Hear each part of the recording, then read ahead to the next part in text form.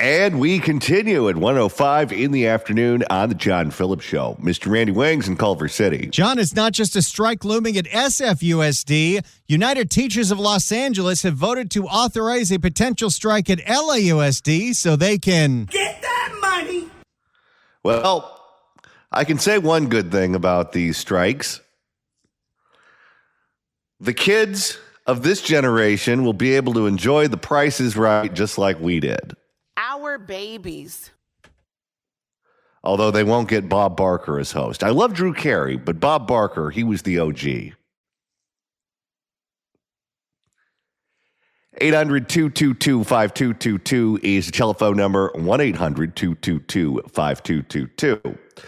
Well, because of what was uncovered in Minnesota, waste, fraud, and abuse in government is something that is front and center right now, where governments are doing belt tightening, not just here in California, but all over the country, and they're looking for fat to cut. Well, fat is one thing, but money that's being stolen from taxpayers, that's a crime. Here in California, the California state auditor has issued warnings to lawmakers about government waste, fraud, cost overruns, broken oversight systems across state government, and much, much more. And it provides this information to the politicians. So in theory, the politicians know where to look. So when they write the budget, they can reward who is spending the money in proper ways, and they can punish those who are wasting the money or stealing the money. And so the taxpayers have someone looking out for them. Well, what we've found out is that in many cases, that information is being ignored. The politicians aren't doing anything with it when the state auditor presents it to them. There was an investigative report, an incredible investigative report that uncovered a lot of this. It came to us courtesy of CBS News California Investigates. And the reporter who did a deep dive into all of this is Julie Watts, who you can follow on X at Julie Watts TV and find online at cbs.com. Julie Watts, welcome. Hello. Thanks for having me. That was quite an introduction.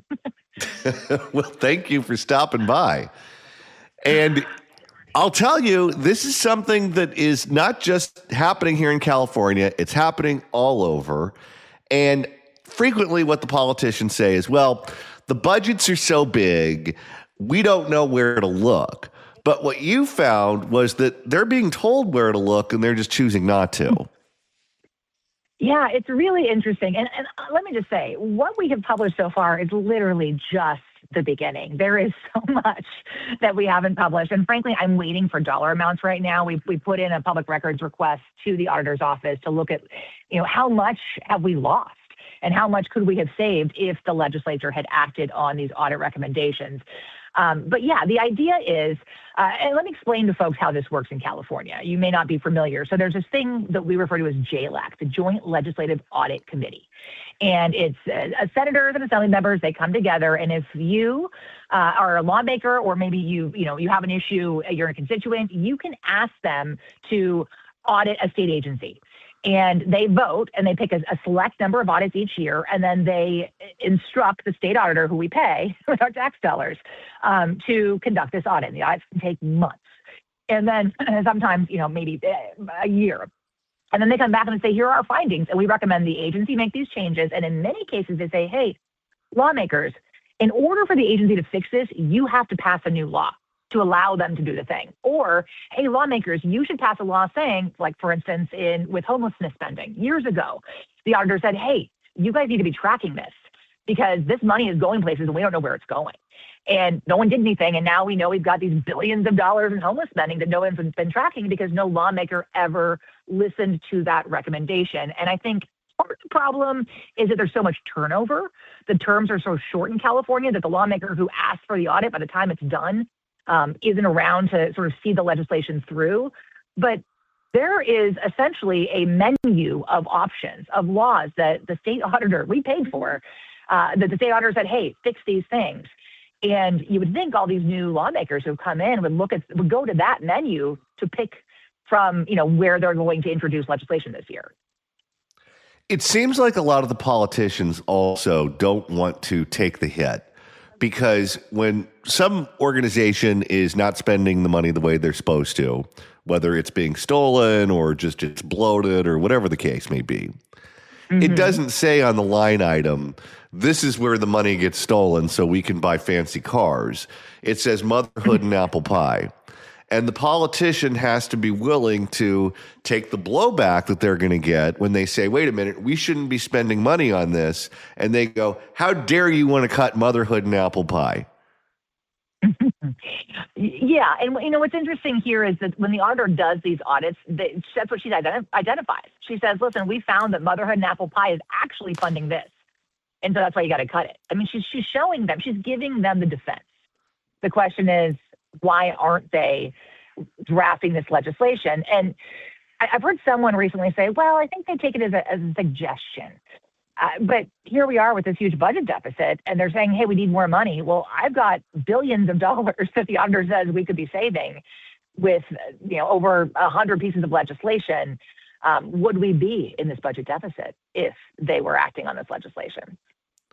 It seems like a similarity of what's going on here in California and what was going on in Minnesota is that the initial crier, the initial person to blow the whistle and to say, hey, this is going on and someone should do something about it, are people who work for the government, the people who are in the auditor's office, the people who are aware of money that's being stolen. And it seems like their morals, that they're offended at this money being essentially pilfered from taxpayers. And it seems like there's a level of frustration right now going on within the bureaucracy that we haven't seen bubble up to the surface in quite some time. It's interesting that you say that, because I do think the folks who work inside the state auditor's office, and especially, I want to be careful with what I say, because we have more, we have more investigations that will be coming out. But I do think that the folks who did these audits, they want to see this fixed. And I think it's frustrating for them that they don't get fixed. And I wonder, for someone like me, there's only so much I can access with public documents. And so at some point you need somebody on the inside to sort of say, hey, you should look here. And so, I think that's how these things end up coming to light, is somebody gets so frustrated with the bureaucracy that they try to expose it. And people also forget when you're talking about just the dollar amounts, because when dollar amounts get to be so big, you just kind of lose track of their meaning, whether it's a billion or a trillion or whatever. But if there are other states in the union that have waste, fraud, and abuse where taxpayers are being exploited and money is not being spent the way it's supposed to, that's one thing. But in California, we're so much bigger than everyone else. If we have a problem with waste, fraud, and abuse, money being stolen, the dollar amounts that are stolen will blow your mind, because we're essentially, if you look at economies, we're the size of France or Japan or England or whatever. And just put it in that context when you're trying to wrap your head around the dollar amount that's at stake here. Yeah, for instance, I'm looking at one audit right now, and I'm looking at a $6.8 billion price tag, the monetary value of this audit. What could be saved? That's a lot of money, right? I will say, beyond money, I think what's even more important, one of the audits showed that there are water systems that are not telling people that their water is toxic, that their water could be causing cancer.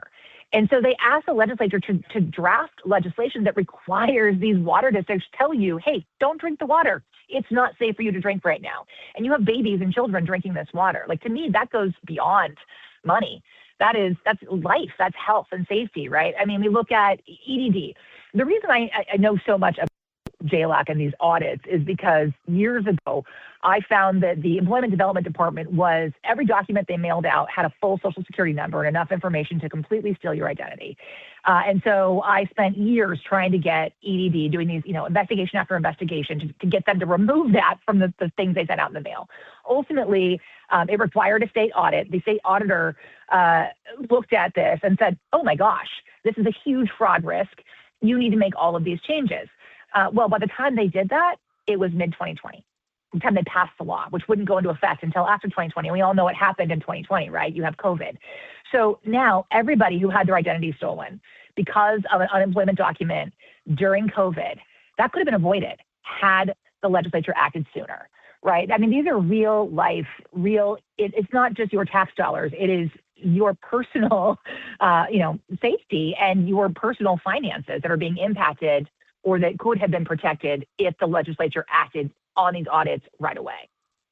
And when you're talking about EDD fraud, I think the estimates are somewhere between 20 and 30 billion dollars stolen from California taxpayers. And I remember, and I've told this story on the air before, but during the throes of COVID, when California was locked down, I was starting to go batty because I just need a certain amount of human interaction to function. I'm not going to say well, but to function. So I decided to go to Las Vegas for my birthday. And so Las Vegas and the state of Nevada, they were still open when California was closed. And I went to the Flemings over on the Strip, over on the just south of Mandalay Bay, over in the mall there. And I was the oldest person in that Flemings by many, many, many years. And at the time, I was, I think, 42 or 43 years old. It was nothing but very, very young people. And when the waiter came up to the table, he kind of had to take a moment to take a deep breath and just kind of get to his zen place because you could tell he was having a really tough day. I said, "What the hell is going on in here?" And he said, "This restaurant is filled with 21-year-olds who are all coming in here, paying for their meals with California EDD cards.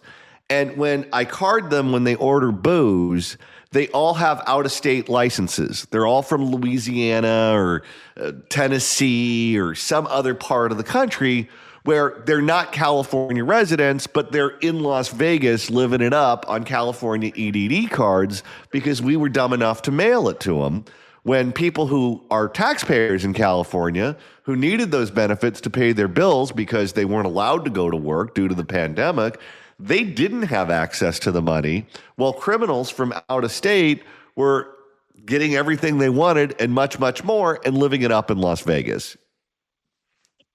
Can I share with you one more thing that might frustrate you?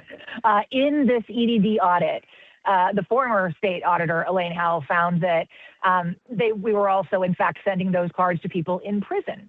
And she asked the legislature, please pass a law that says that we cannot give these to people in prison. And forgive me because I can't remember exactly what the reasoning was, but there was something in state law that said that CDCR couldn't prevent this from happening unless the legislature acted, and they did not act. And so part of the billions of dollars that we lost was due to not acting on these recommendations.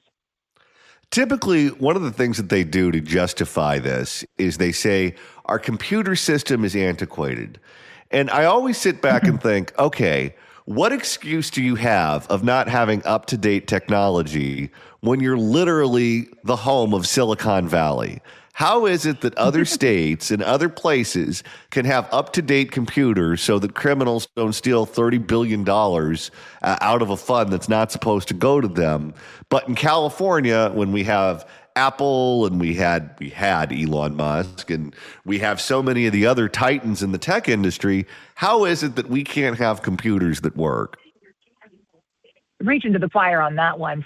It's been, over a decade since I started working on that EDD investigation. And that was what they said in the beginning. Our computers literally cannot block out that social security number. I said, how much would it cost you to just get somebody to white out that number or to change the fact that you could not, I went back and forth with them for years on that. You're telling me that there's no way, there's nothing you can do. And you're literally right next door to Silicon Valley. There's nobody you can hire to figure out a way to just black out that number.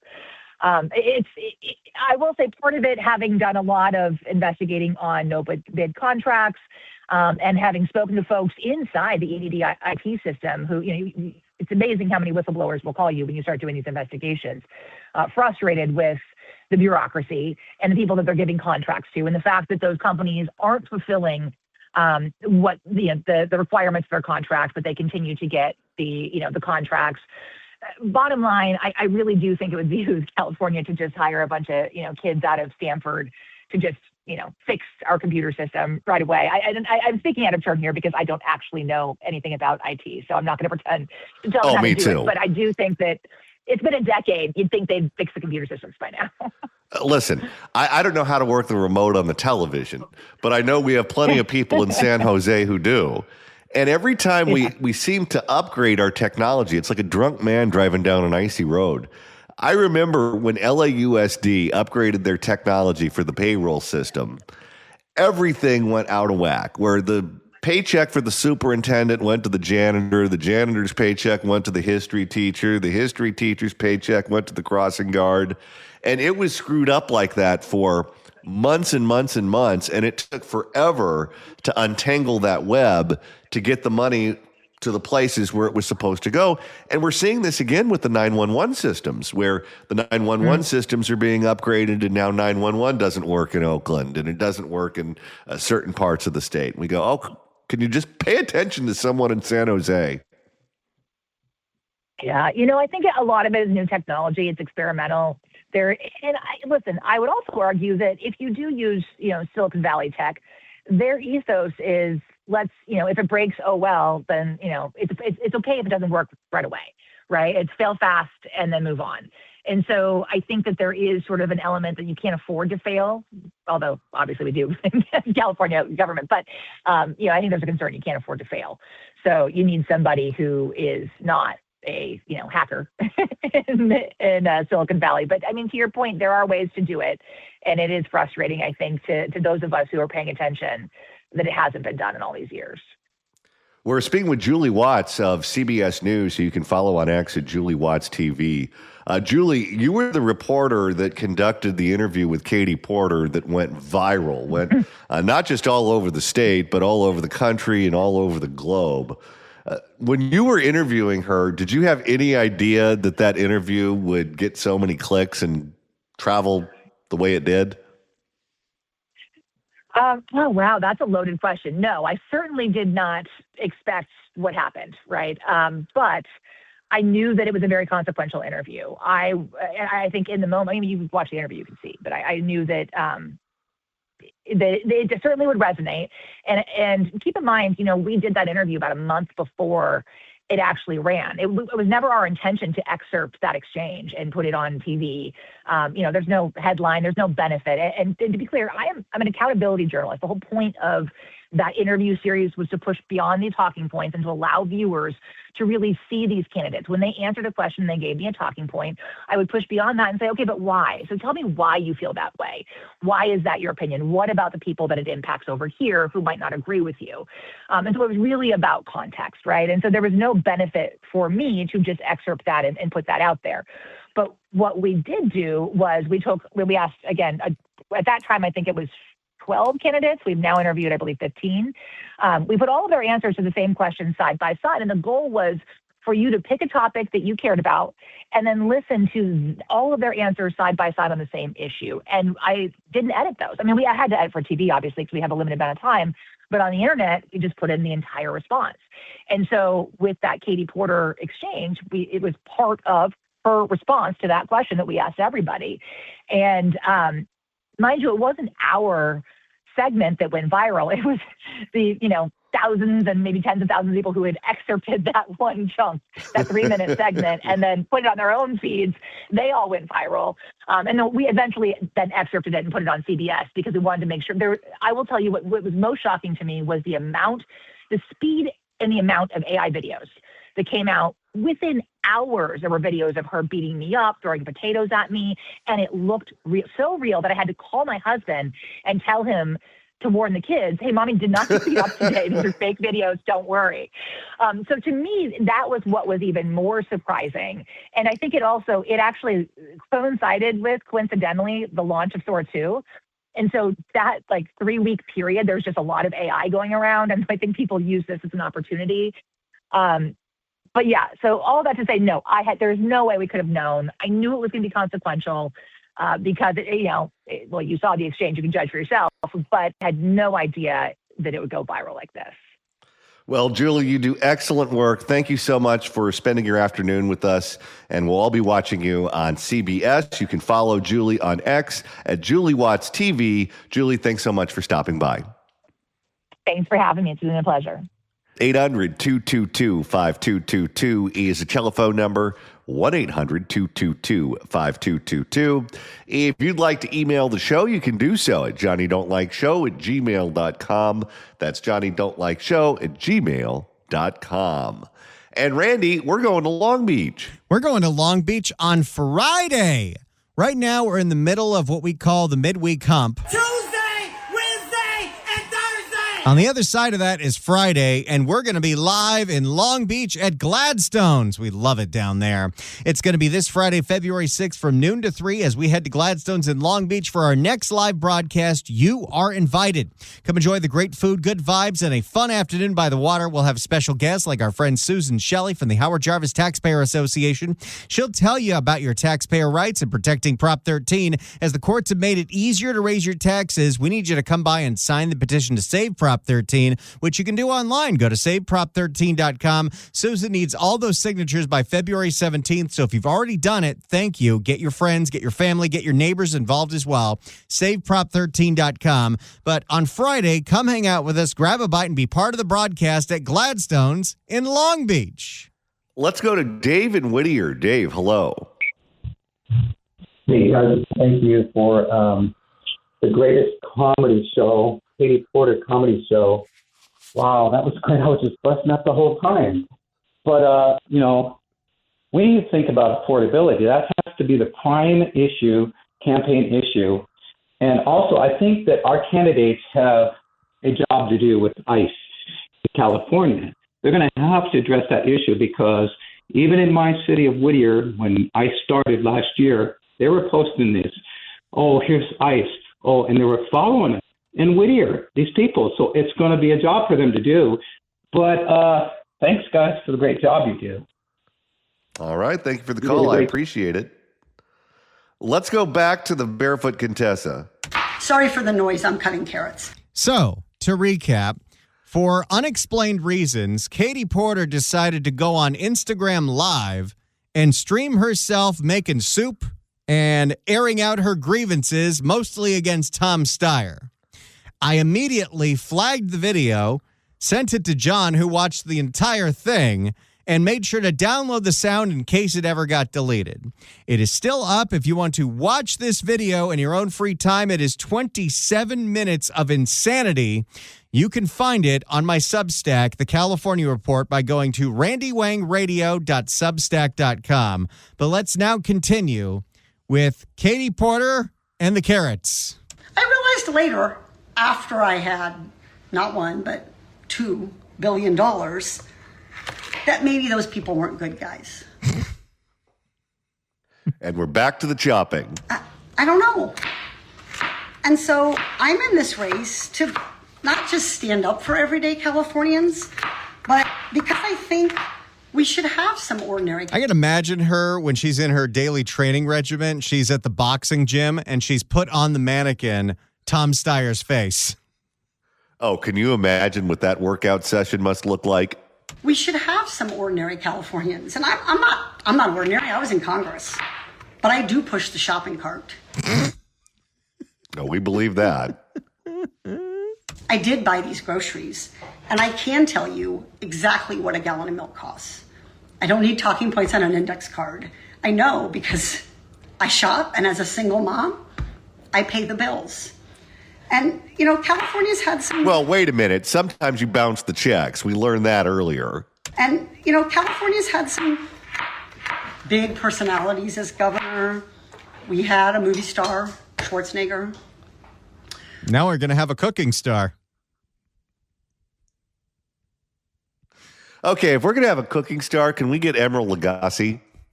We had a governor who was the kid of a governor who'd already been governor. And I think maybe related to a Getty, one of the wealthiest families in American history.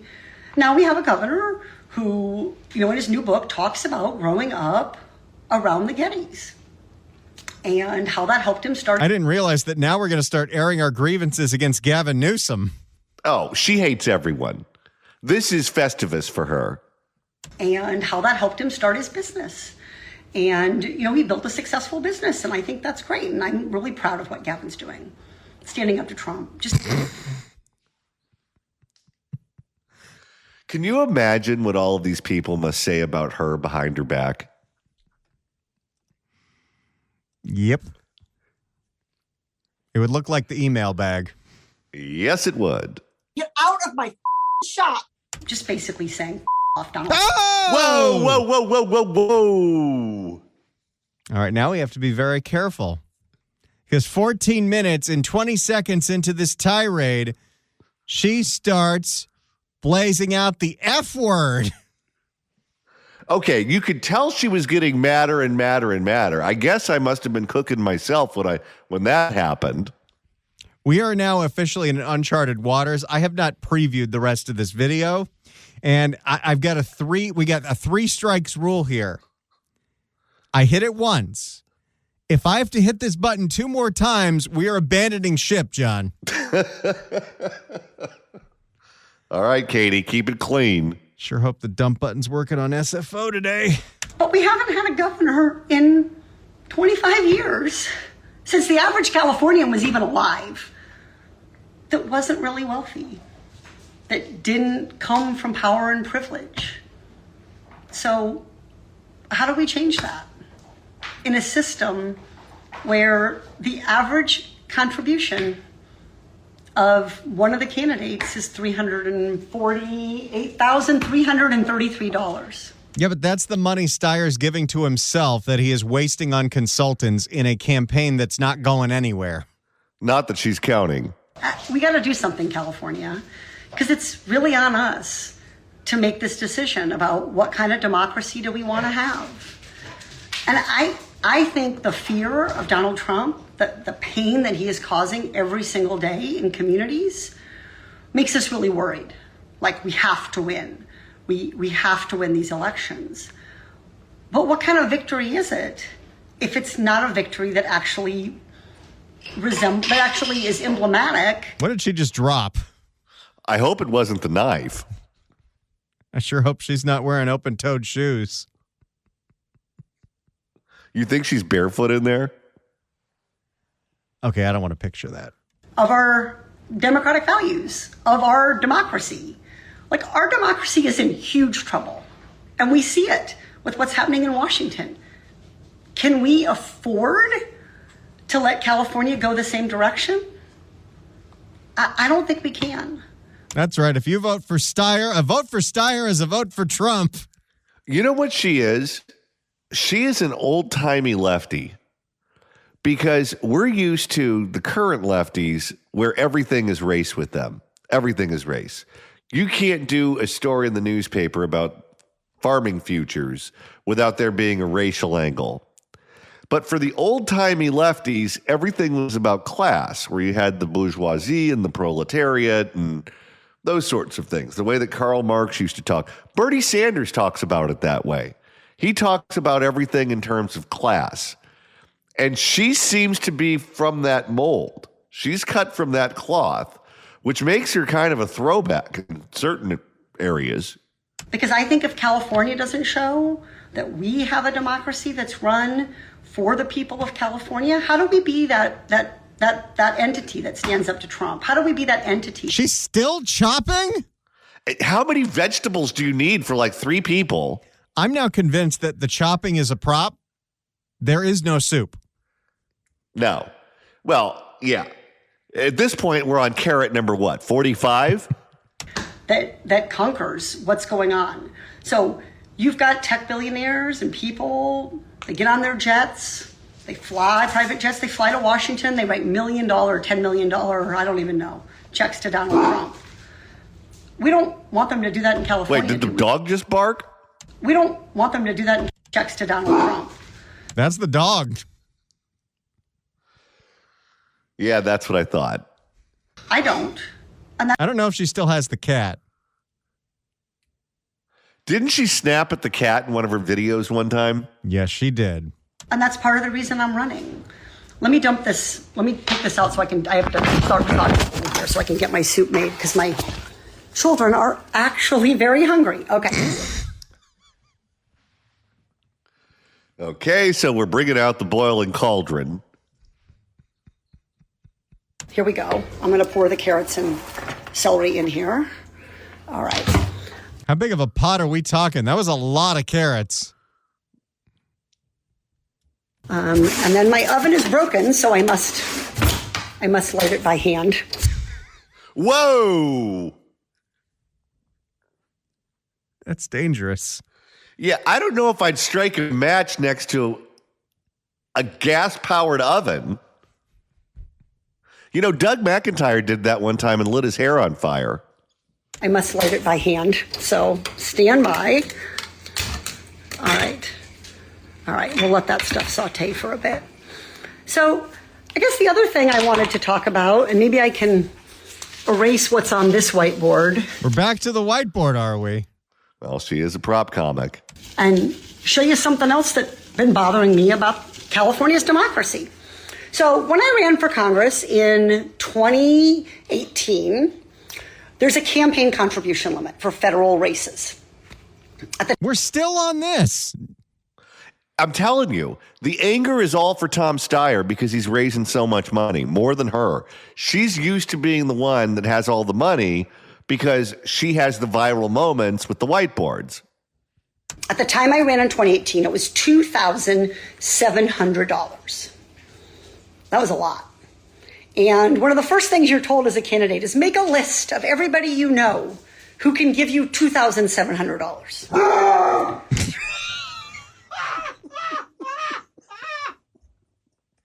I think the dog needs to go out, Katie. Yeah, Dino needs to relieve himself. Who can give you $2,700. The big dog. Can you imagine how chaotic that house must be? It was that's my dog Poppy, sorry. It was a very short list. It was on a Post-it note. And I wasn't even sure about those people. But you know what? I started doing house parties and people started giving me $100. I heard about one of those house parties. Oh, yes. People started giving me $100 when they could. And, you know, if someone gives you $100 a month, that is hard-earned money. That's money that pays for a whole cart of groceries or half a cart of groceries these days. Everything goes back to food with her. At the end of 2 years of campaigning, they've given you $2,400. It's almost the same as the wealthier donor can do in one fell swoop or one fell swipe of a black platinum Amex card with a diamond chip in it. She's getting angry again. And that's a very specific description. So when I started running for California governor, my first real, what is going on in California's democracy was when I learned the campaign contribution limit. So the limit right now at the federal level is $3,500 per election, $7,000. So $3,500 for the primary, $3,500 for the general. It's pretty high. Do you know what the limit for the California governor's race is? Anybody? Anybody want to put that in the comments and guess? Now, is she pointing at the camera with the knife?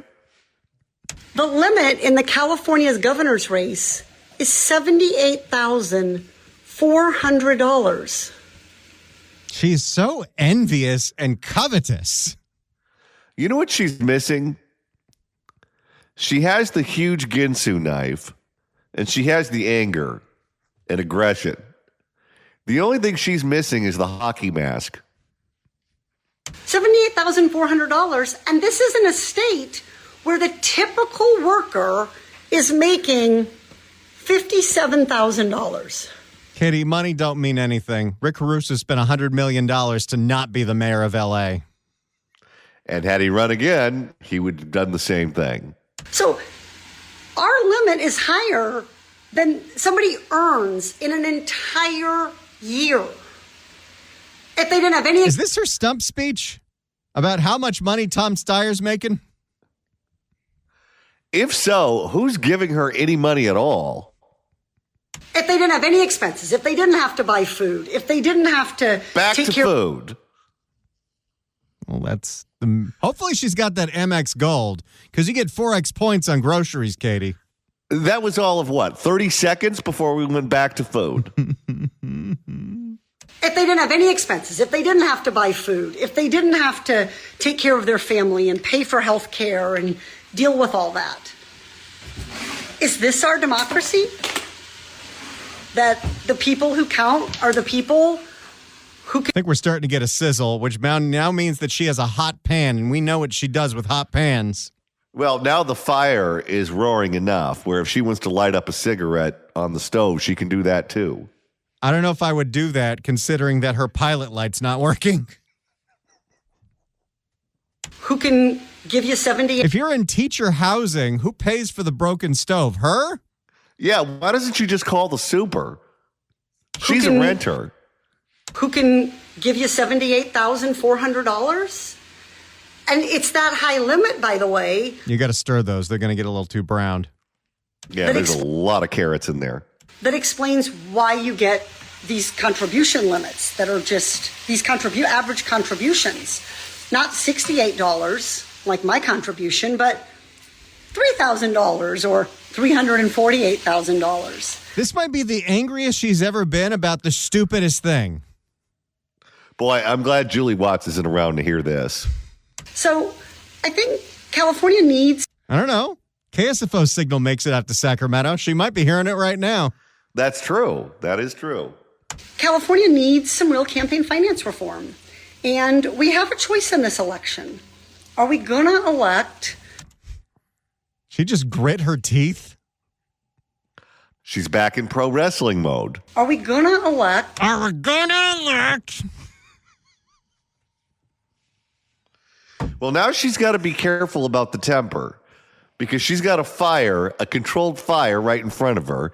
And if she starts tossing things around, she could light the whole damn place on fire and it'll go up like a Christmas tree. Are we going to elect? She seems like a teeth grinder. A candidate, whether it's me or maybe there's somebody else out there who wants to take on this fight in this race. You're the only one talking about this. The only one. And this is the same stuff you talked about in the Senate race and nobody cared. But are we going to elect somebody who's going to do? Okay, now she is aggressively banging on the saute pan. Is she going to sample the soup? But Test are we the flavor? But are we going to elect somebody who's going to do something about protecting our democracy and making sure it works for people? Or are we going to let our democracy be bought? Remember that T-shirt I said, my favorite T-shirt, our democracy is not for sale? Yes, your fake T-shirt, we remember. She was getting dangerously close to talking about rigged elections again. Did you notice that? Yep. I not only want to buy that T-shirt, I want to make sure that when I'm walking around California, that's true. And we're not there right now. Now, we've got 4 months left in this race. June 2nd is the primary. And Californians can choose. That's what we've got left in our democracy. We're going to choose in an environment where some people can buy tens of millions of dollars in TV. Heck, Tom Steyer's already spent $20 million on TV. And he's still polling at 0%, but you're still pissed about it. Who do you think she's referenced more in this video, Food or Tom Steyer? It's about 50-50. And I think that's more than all the other good candidates in this race have raised put together. So he's already spent more than other candidates, some of whom have been longtime public servants, have managed to raise. So I guess what I'd say, California, is, what do you want? Oh, don't ask a question unless you really want to hear the answer. We still have 6 minutes to go in this thing. Oh, my. It's the John Phillips Show.